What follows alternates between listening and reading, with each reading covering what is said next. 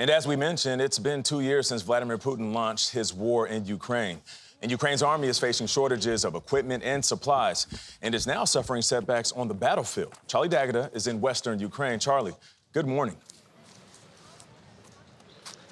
Good morning to you, Nate. The mood here is just about as gloomy as it's been since the war began. They're desperate for ammunition. Many feel like they've been forgotten, and Ukraine has just suffered one of its toughest losses of the war. The fall of Avdiivka followed months of relentless bombardment and enormous losses on both sides. Ukrainian troops were overwhelmed and outgunned, and a commander said outnumbered 7-1. President Vladimir Putin, seen at a photo op aboard a nuclear-capable bomber, had mocked what he called Ukraine's chaotic retreat. The Ukrainian military blamed the defeat on perilously low ammunition. In a plea for more U.S. support at a summit in Munich, President Volodymyr Zelensky hedged his political bets. And if Mr.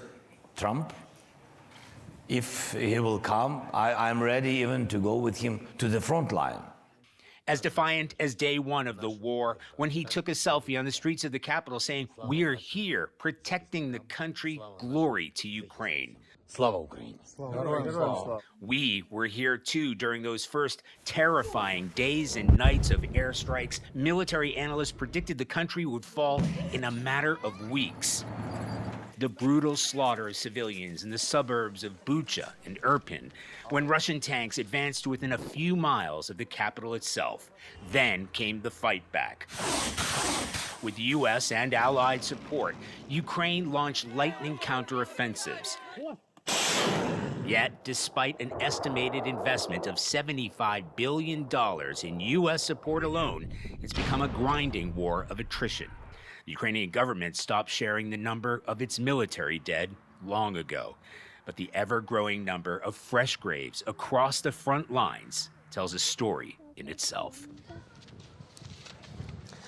Now, here in Lviv, Senate Majority Leader Chuck Schumer and a congressional delegation will meet with President Zelensky later, try to reassure him that the U.S. will deliver more aid with that $60 billion aid package stalled in Congress and still on the line. Gayle? Oh, Charlie, those images brought it all back 2 years later. We are still talking about this. Thank you very much for reporting from the Ukraine.